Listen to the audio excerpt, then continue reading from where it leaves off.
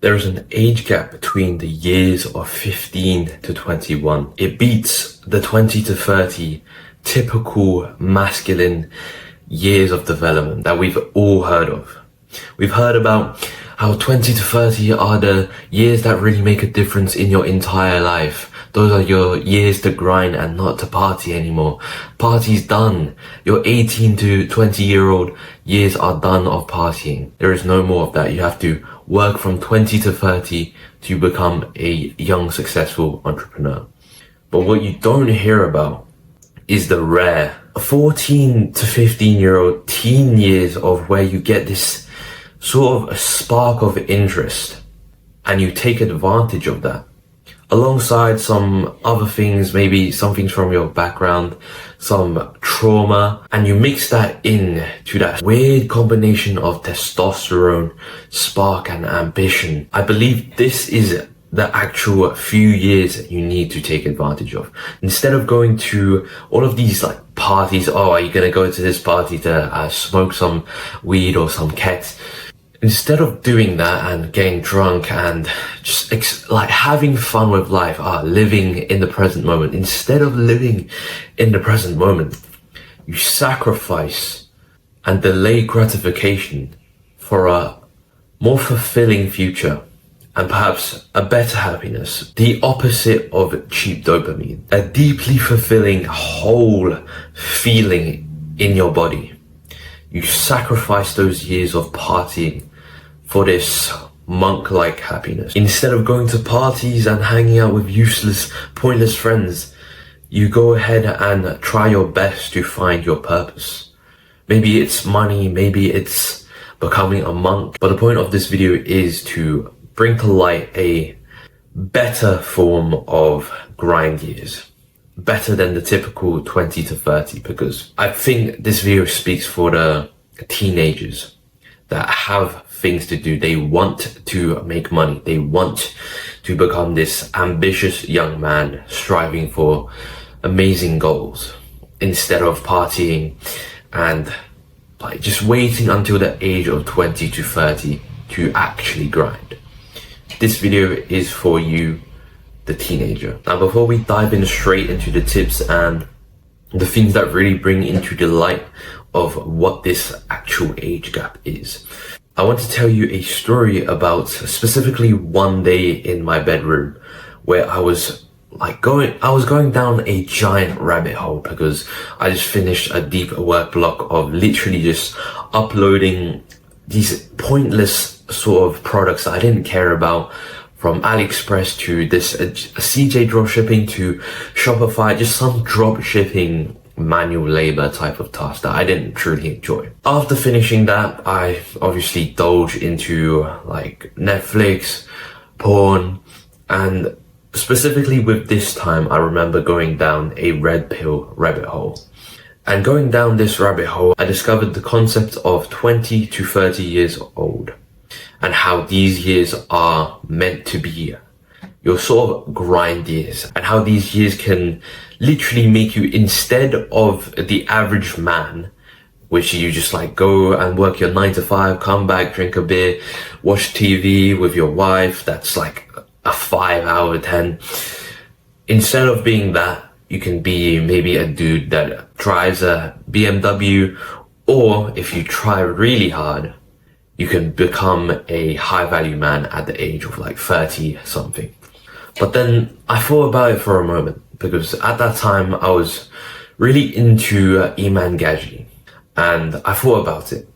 This isn't the best path, and this isn't the path for the person, the scared, social reject, traumatized, and perhaps ambitious child. This can't apply to people who are like me, the 15-year-old scared, traumatized from a young early age, perhaps from something that's related to poverty and some like random health scare that leads me to conclude that money is the solution to all my problems, including my health. So then I thought, what about the 15 to 21-year-old people? You see all of these people that are like drop shipping people. If you literally just go search up top 10 money tips for 20-year-olds, you'll see that all of these young people like Sebastian Gadzhi, Jordan Welsh, Iman Gadzhi, all of these people that are in their early 20s, how do you think they got there instead of the 20 to 30-year-old age gap? How do you think they got there? They didn't just start at 20 and instantly get lucky and be rich at the age of 23. They didn't do that. No. I genuinely think they started at the ages of literally 12. Now, obviously at 12, you weren't like doing your first dropshipping business and scaling your personal brand. Obviously not. But perhaps they were running a gaming channel or going around doing newspaper rounds or some little side hustle or small hustle. They started at these young ages, and through experimentation, trial and error, up to the ages of 16 and 17, they discover their main business and their purpose. For Iman, it was his agency, and then now obviously it's his personal brand and his app Educate. And for Sebastian Gadzhi, maybe it was like some random small hustle, and then now it's dropshipping and teaching dropshipping and just e-com in general. And Jordan Welsh is probably around the same story. Point 1 is an undiscovered but proven timeline. So this point is literally just me describing like every single step of the way. And I've literally journaled for like 2 hours straight on this entire script and probably an hour on literally just this point. And this point is basically a clear-cut path from like taking it from Iman Gadzhi and literally myself on what the stages are between the ages of like 14 to 21. And so this will probably give you a good idea of where you're at in the age gap of 14 to 21. The first stage is before the beginning. So this is before the spark of interest and maybe testosterone hit, I guess you could say. This is from trauma and effort without knowledge. So this is maybe when you're running your gaming channel, your Minecraft channel, when you're filming yourself, like doing a backflip in the back of your garden and playing some football to like hopefully earn some YouTube AdSense for your family and provide an early retirement for your mom. So this is trauma plus effort without knowledge. Trauma, you receive this from early childhood, maybe even when you're not even born. Maybe in your mother. Maybe your mom experiences some deep lack of security, lack of money and safeness and home type of feeling. And maybe that carries out into you and shapes sort of your identity and self-image. And second is effort without knowledge, which I previously described beforehand, because literally I just jumped out with that knowledge because I was so fucking excited to talk about that part.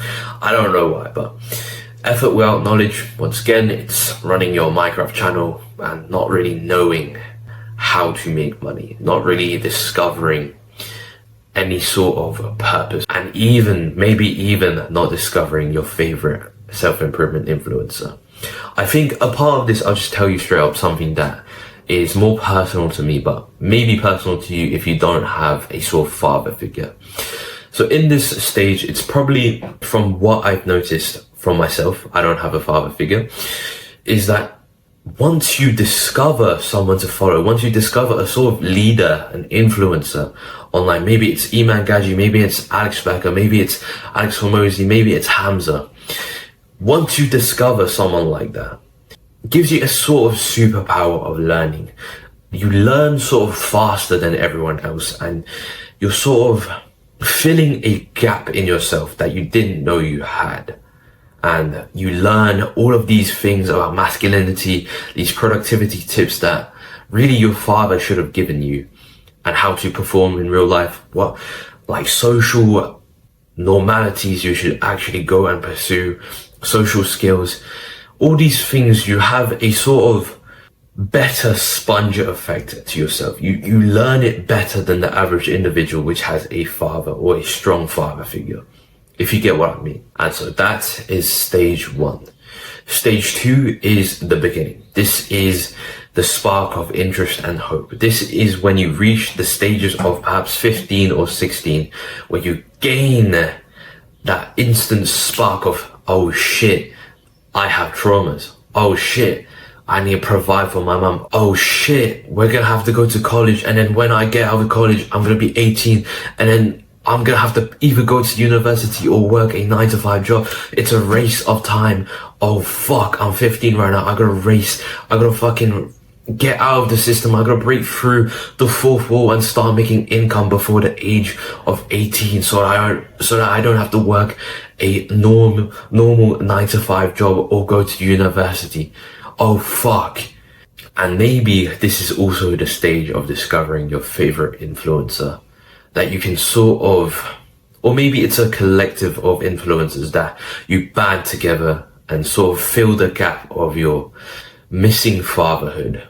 Yeah, that's about it.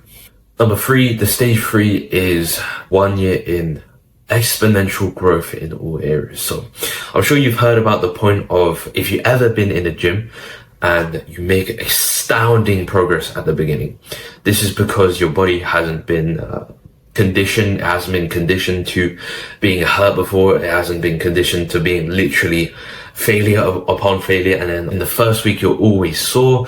And then after like 2 or 3 months, not even 2 or 3 months, a year, your body basically gets used to hurting. And then like you'll experience like not hurting, and then you'll be like, what the fuck is wrong with me? Am I not working out as hard? That is the point of like exponential growth at the beginning. And this applies to your personal growth, self-improvement, and like hustle growth as well. Your race to freedom and money. This applies to this, not just the gym. And so you experience a exponential growth and hunger in whatever you're going into. And oftentimes, the first thing you're going into, your first few businesses, it won't actually be your final and like real purposeful business that you can do for an entire life.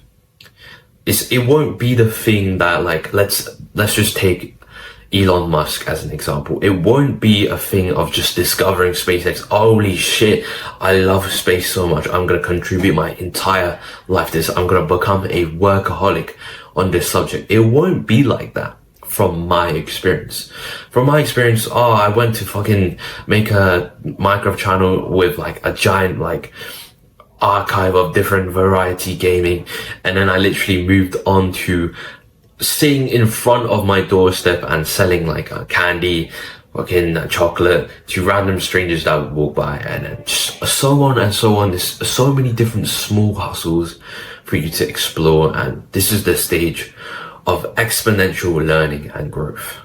Year 1 to 2 is confusion and constant redirection.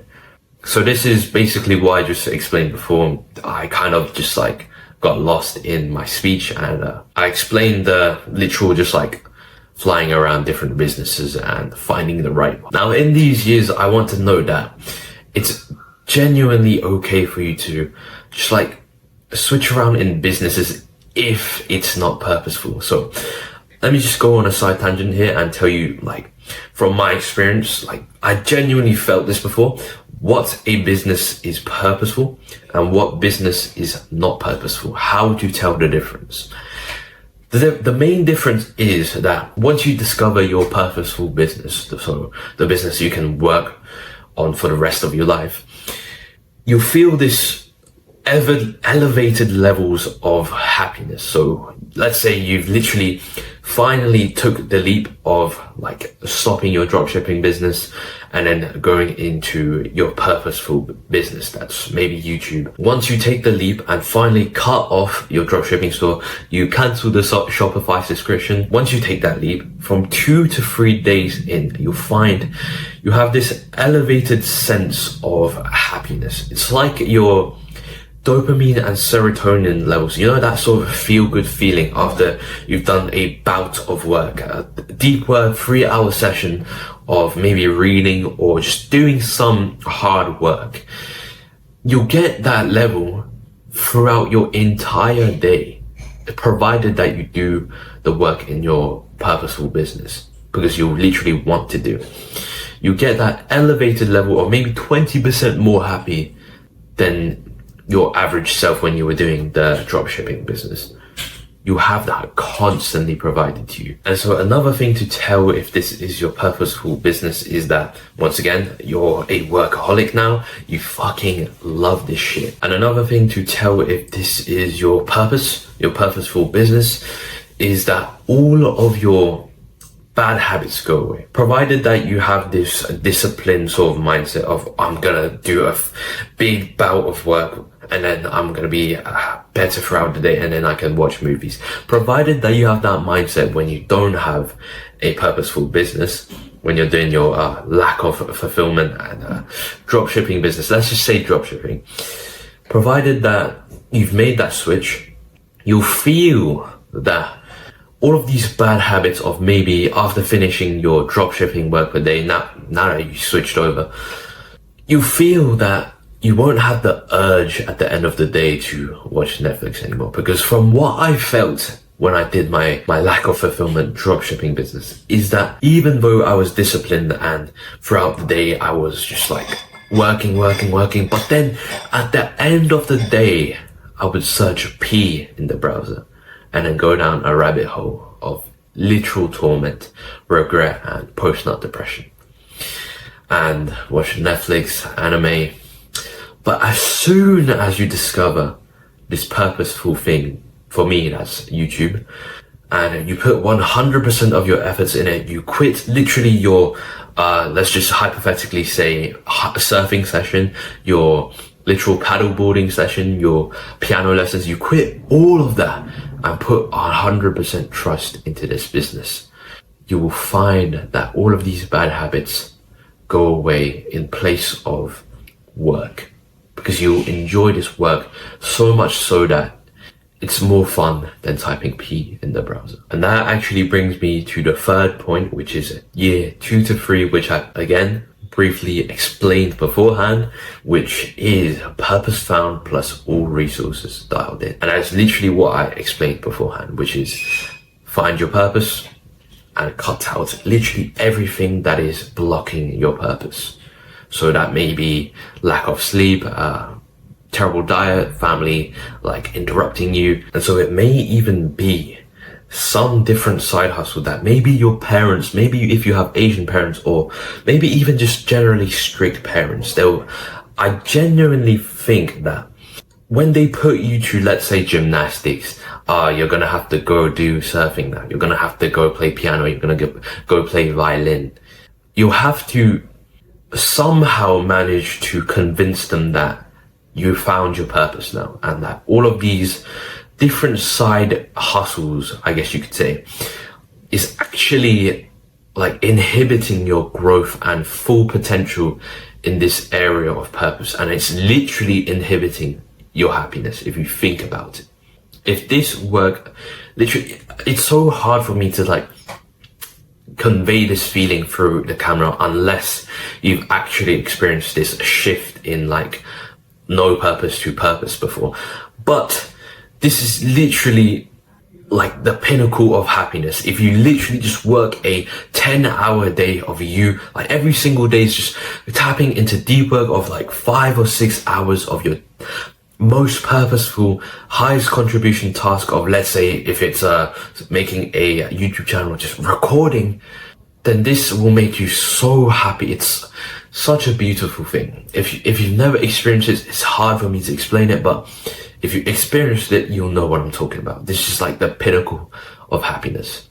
Now, I should have mentioned this beforehand. All of the years that I've just described, so every single thing I've talked about before this point and to the next point, is my experience. So everything up until now is my experience. I've experienced it, and from looking at Iman Gadzhi's old trajectory of life and his old document of his life, his grind years of his channel, if you just literally look at his old videos, that is all like clear and factual and like real. Everything I've described before is, generally speaking, if you have the attributes of trauma and like something I'm gonna describe later on in the video, the 3 traits of a highly successful individual. If you have these things, these attributes and like variables for success, then the things before I've just mentioned, the year one, you're going to have confusion and exponential growth, the spark of interest, the purpose found, all of those things I've mentioned beforehand, you're going to have, and probably in that order as well, because me and Iman Gadzhi have it. And so it would probably be right to assume that if you are like me and Iman Gadzhi, then you would have a similar path like that. And so from analyzing Iman Gadzhi's path, year 3 to 4 is income breakthrough, aka the fourth wall broken. Now, this is such a good stage of life that I'm honestly looking so forward to. And this is, as it literally says right there, it's income breakthrough. So what I should have mentioned beforehand is that everything I've mentioned before, so 1, 2, 3, and then now to this point of income breakthrough, you'll experience a sort of game of literally just playing jab, jab, jab, jab, and then there's the fourth wall. Now, year 3 to 4 is the right hook. So jab, jab, jab, jab, jab. You're not earning money for a long time, provided that you're not doing a small and unfulfilling job like dropshipping. If you're doing a like truly entrepreneurial, like good long money, long job equals long money, small job equals small money, short job equals short money. So what I mean by this, just to stop confusing you, there is a graph of Amazon. So Amazon is a long business, and just to put this into perspective, and just these small hustles of make $500 per day, top 7 small hustles to side hustles to make £100 per day. Generally speaking, those won't make a good, purposeful business and a long business that will provide you wealth in the long run. So about this graph of Amazon. So if you just look it up, if you just look up either 2 terms, so one term is the entrepreneur success graph, and it will literally be a drawing of the entrepreneur's graph, and then like employee, and then like some like random, some other person. I'll just talk in terms of the employee and the entrepreneur. So the employee, it doesn't actually start at 0, because if you just think about it, you enter the job, you start getting paid. So let's just say this is the bottom of the graph, and this is where the entrepreneur starts, but this is where the employee starts. And the employee's graph looks something like, and then after a year goes up like this, and then after a year goes up like this. These are the incremental raises. And for the employee, it will literally only be incremental, and it won't ever go like this. For the entrepreneur, however, it starts at 0 for a very, very long time. It will just be 0, 0, 0, 0, 0. Wow. And that is the punch we are looking for in year 3 to 4. And the second type of graph is Jeff Bezos' Amazon like net worth graph. So from what you see, if you just type that up on Google, you'll see a graph that's literally just up and down here. Just literally like that, just shaking up and down, bam. And that is generally the concept of jab, jab, jab, jab, right hook. People, if you don't believe me here, if you believe that, oh, you're just gonna make £100 per day, and then you just want to make this money straight up because my time is valuable and my resources are valuable. I just want to make money straight up. That is generally the wrong mindset to go. If you just look at smart people like Gary Vee, Alex Hormozi, Hamza, if you just look at the most very, very highly successful people with long businesses and long businesses that they can literally just focus on for their entire life. If you just look at them, you'll find that they all have these long businesses with low amounts of earning potential, literally just 0, 0, 0, and then wealth. You'll find that is a very, very good point that is correlated amongst all of these highly successful people. And so I'm hoping that in the next year or so, I will make a income breakthrough. And this is very, very factual. Once again, to prove you another point is that I think at around age 16 or 17, Iman Gadzhi broke through the fourth wall. He started making a few thousand per month from clients. So he started getting the monthly retainers for his agency, his social media agency, and that is when he broke through the fourth wall. I think around the ages of 17, he started making 2,000 to 3,000 per month, and that is what I'm hoping for in the next year or so. And this, as it sounds, it literally sounds amazing, to be honest. Like, it sounds amazing that you can be making 2 to 3K per month. And if you have this, now that I just thought of it, if you have this self-limiting doubt that 2 to 3K a month is a lot, because you, let's say, look at your parents and they're making like 3K per month or 2K per month, and you're saying, and that's literally like all they've been making for years and decades of their life just to provide for you. It would actually do you disrespect to yourself if you think of yourself as a like lower than 2 to 3K per month because I'm just going to do my little small business. It's actually disrespectful for you to think that, both for your family and yourself. The fact that you think of yourself as a low potential guy that won't bring wealth to your family, that won't break the chain of poverty in your family. So have some self-respect, as I do for myself, and this will literally just, this is a basic like hygiene and respect for your family. That's my personal experience and opinion. And so the fourth to fifth point is the first taste of security. This is when you sort of break into a 5 to 6K per month of revenue. This is when you can start retiring your mum, and maybe I'm just speaking about this like non-factually. This isn't actually what I wrote down, but maybe this is the time of where you can, and I believe we were talking about the first taste of security. So 4 to 5, this is, I think I've mentioned on the brief one, but who cares? I'll just say it again. I think this is the point of where you can sort of relieve, maybe not. This is the point of where you can start giving a lifeline to your family. So let's say you have a mother that's working for you and you want to retire her, right? Well, there's either two forms of retirement. So the first is obviously just giving a large sum of money and then retirement, or you can give her like 2K per month to live off of. Just keep on supplementing that 2K per month, and then you can basically call that a retirement. And so what you can do here at First Taste of Security is make her sort of retire with the 2K per month supplement thing.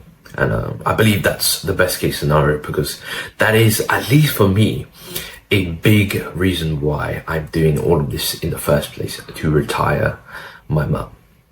And so a thing I should have mentioned beforehand is that in year 3 and 4, so the fourth wall is broken, so income breakthrough. I should have mentioned, perhaps that is when you can start giving them like 500 per month, a part of your income. So let's say you're starting to make 2 to 3K per month in year 3 and 4, income breakthrough. You can start by giving them 500 per month and then easing them off. So let's say they're doing a full-time job.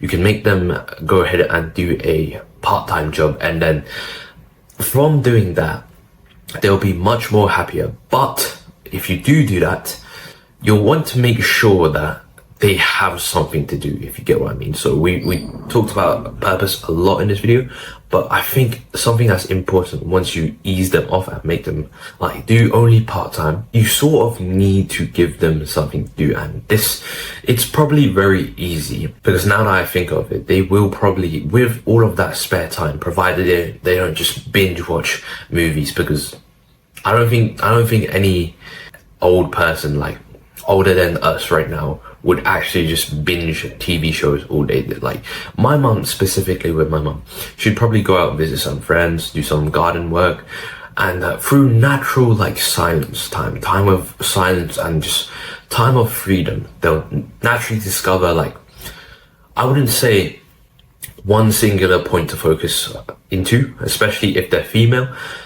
There's a thing in a chapter of The Way of the Superior Man, which says that women are sort of like in all places. They sort of don't have a singular direction to go towards. And I think this is another thing from, what was his name? Tony Robbins.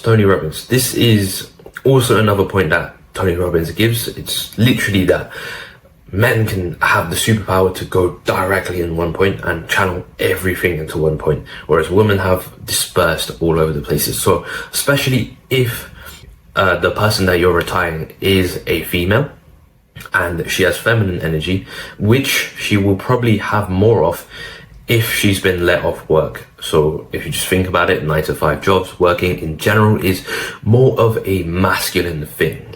And so provided that she's female and feminine, she will go ahead and have what I assume to be a lot of different staples and a lot of different mini purposes for this female and her free time now that she's working part-time, because you've relieved her off of 500 per month.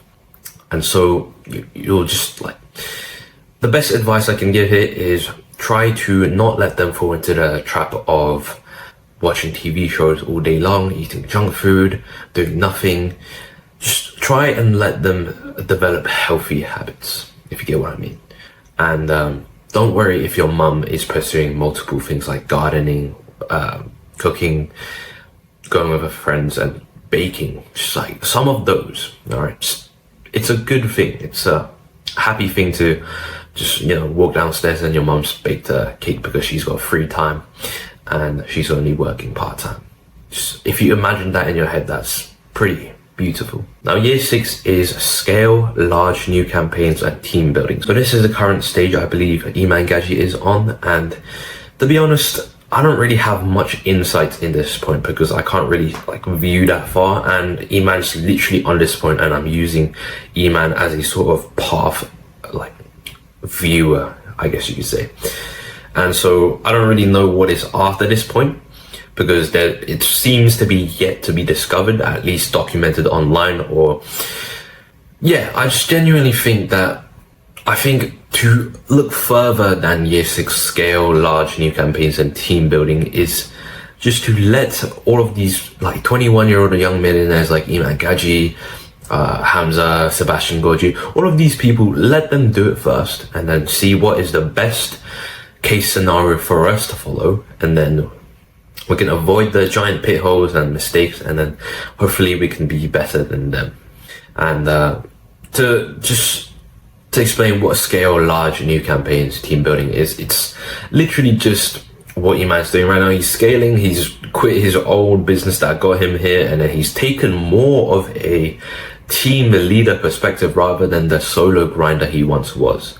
So this is a concept from Luke Belmar, and Luke Belmar basically says once you get to the top, so you start your hustling, loads of years by yourself, hustle, then there comes a point where you must make a switch, a shift in your business to become this sort of team building person, this team leader, instead of just doing the manual work, because literally the manual work is now delegated to other people, if you get what I mean. You're hiring people now, and those people can do better things than you do. And so you really only have this point of where you're just gonna focus on one single best point that your skills can do the best, basically, and everything else you delegate. Now it's important to note that this may not apply to business models with the personal brand, related to your personal brand, because you're literally, it's like a diagram. So it's a bunch of little balls, and you can call these employees, right? Bunch of little balls, and it's like a pyramid, like this, an upside down pyramid, and you are at the bottom, and then every one of these are your employees. And then once you're gone, because it's a personal brand, the whole thing falls. Whereas if you're in a app building sort of company, or maybe just even an agency, then you'll be at the top, and then there's a pyramid like this, and then if you're gone, it's fine, just another person can replace you. And that's how people can exit and sell their shares of big companies. Now, point 2, the big point of the traits of a highly successful individual. This is the thing I wanted to mention beforehand. I forgot what exact point I was talking about this point, but anyways, I'll just explain it.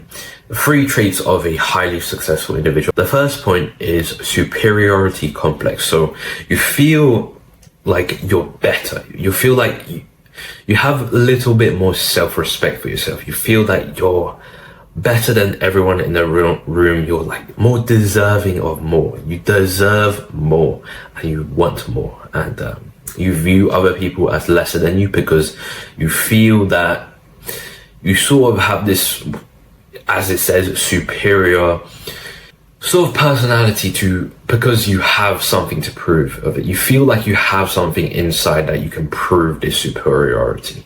I'm pretty sure that's what it means by this point. And the second point is big insecurities along with this superiority.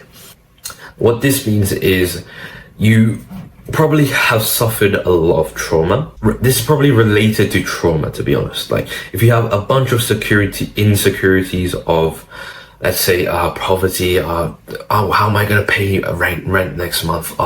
They're laughing at me. I must show them that I'm better than this.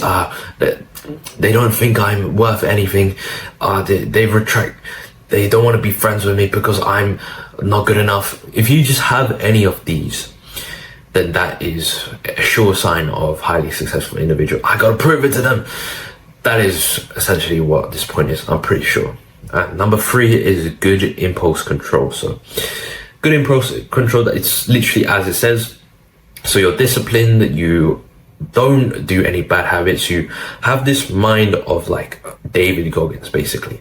You're gonna go further than the average individual. You're gonna like avoid the things that the average individual does.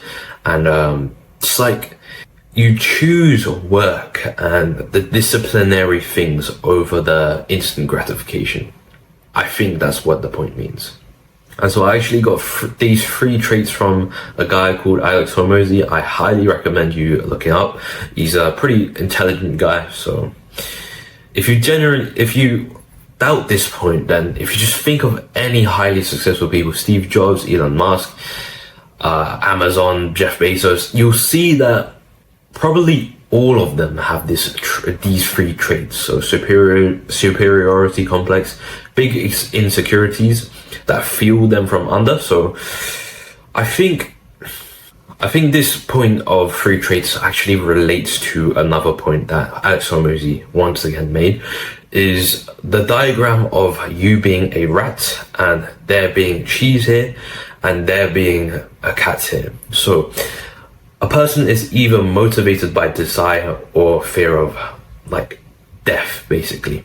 And so basically picture yourself as a rat. Which side do you have? Do you have the desire, which is like everything that you want? I want a fast car, I want a good family, 6-8 children. I want to retire my mom, I want to make loads of money. That's desire. And then there's you, and then there's fear, the cat. And this is like the fear of death, the fear of sort of your insecurities. And that's basically why I think it ties into this point. So your insecurities are the cat, and I think the superiority complex is cheese. Point 3, how to make sure all of this happens for you, how to make sure that you follow the path and make sure you're a young millionaire. So number 1 is an undying fire. So this undying fire is either made by trauma or, once again, desire. But I think the more powerful undying fire is probably inspired by trauma, because it's such a potent thing that if you channel it correctly, it can actually help you a lot. And that's the only reason why I say that is probably a little bit biased as well, because I am majoritarily, if that's a word, motivated by trauma. The second point under the category of how to make sure this happens is the right pursuit. So I briefly mentioned this beforehand, but the right pursuit is your purposeful business. So make sure you have a purposeful business with the 2 telltale signs of it's your purpose. It would do you good to try to break out their shell, because there's another good saying that is, either their dreams have to die or your dreams has to die.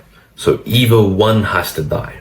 And so you can make their dreams die in a nice way that I found out. So I know I don't have a good example. I may not have the best example because my mom isn't that strict, but it would do you good to try and instill some respect in them. So like, what I mean by this is make them respect you. So wake up early, go on a morning run, do a bunch of work, quit all of your bad habits by finding your purpose, or just do them from discipline and like a habit tracker or something, or literally just using your mind. Just show them that you're capable of being a man. Show them what a man is like, and then they'll respect you like a man. Show them that you can actually go on this solo path of your own purpose, away from their wishes of you being like a doctor or something. Show them that you can focus, learn, and actually make progress in this sector that you've chosen on your own. Show them. And then they'll like slowly over time, maybe 2 or 3 weeks, and then they'll start to get like, you start to make them respect you, and then they'll actually like consider it. Number 3 under the category of how to make sure this happens is build the habit of liking to penetrate fear. An actionable step here is write penetrate fear for immense growth on your wall. I have it right there. I kind of don't want to move my camera because it's literally in the most perfect position that I've set up. So I'm sorry I can't show you, but it's literally penetrate fear for immense growth. And then after sticking up on your wall, you can get a new piece of paper and write down every single thing you've been avoiding because of fear. If you don't have any, just maybe try for 5 minutes. Just sit there, and then I guarantee you a thought will come up because of fear. So I'll give you some examples right now. I recently came back to Malaysia for a month, and I'm going to be going back to England soon. I'm in Malaysia right now. And one of the biggest fear things that just came up instantly, and it was pretty easy to notice because it was literally, I didn't have any fear before this. And so like my purpose, every day I was on my purpose, because I'll tell you this straight up, fear is an insane blockage to you actually doing your purpose. So for the past few days, I've been questioning whether this is actually my purpose or not, whether recording is my purpose or not, whether scripting, whether this is all what I want to do. But then I realized, after journaling a few pages on Notion, I realized that perhaps it's a blockage. It's genuinely a blockage, because everything before this, before coming to Malaysia, I was in England, and every day I was hammering away.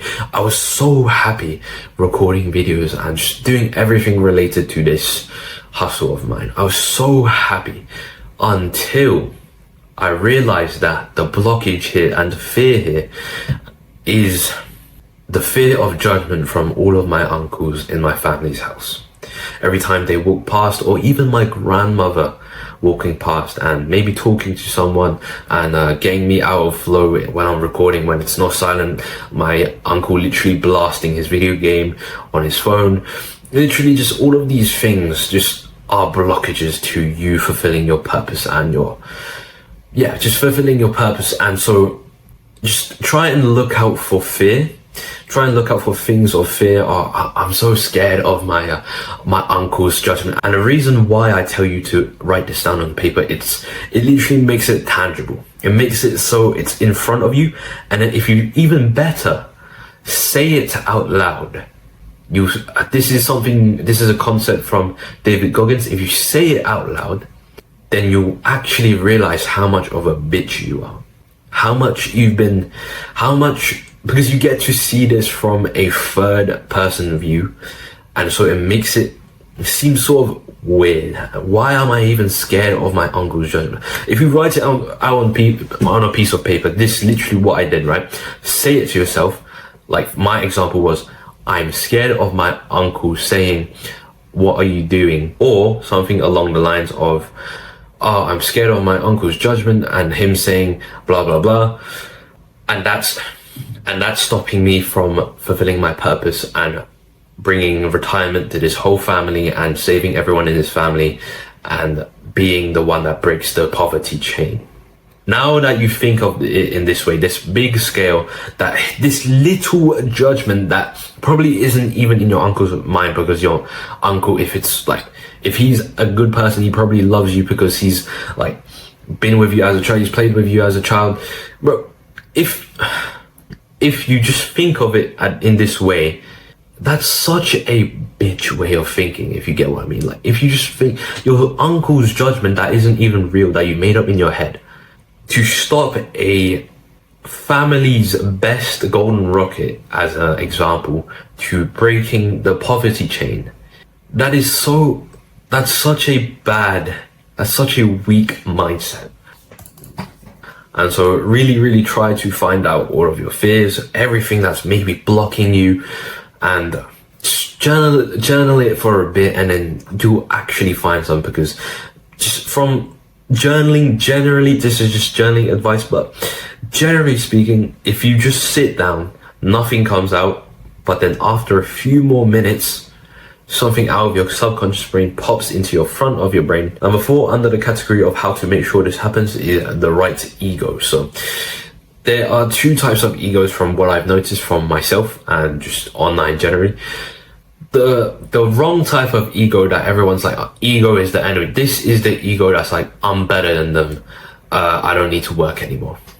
This is the wrong type of ego, and this actually should have been put down. But the right type of ego is, I guess you could say, ego plus growth mindset. And this ego is, they are slightly better than me and I'm pissed off.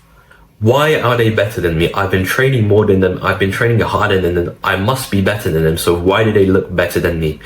Why do they look more ripped than me? And why do they have a smug face? And why do they try to death stare me? This is the second type of ego, which I like to call a competition ego.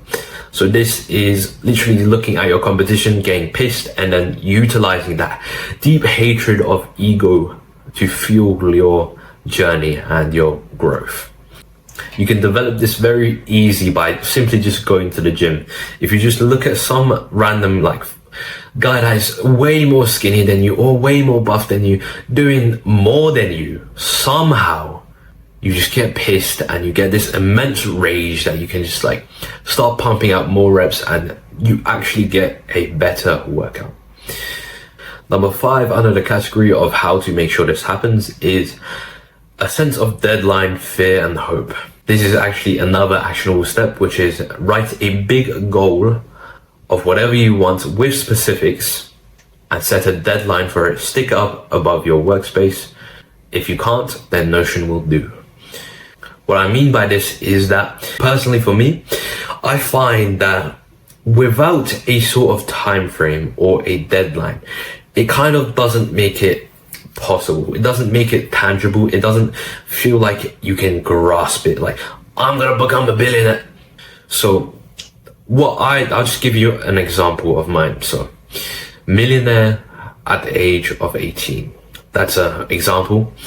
Or you can say, get out of the rat race before going into university. By the end of college, get out of the rat race, consistently make a good amount of money so that you don't have to go to university. Write it out and print it on your wall or in Notion, just as a giant, like, just as a thing you can like see often. And then from that, you literally begin to feel that it's possible, feel that it's graspable. And so that is, I believe, the end of the video. So I'll link a link at the bottom of this video to join my Discord. If you've found value in this video and you want to talk to me, just literally join my Discord and we can talk about anything you like.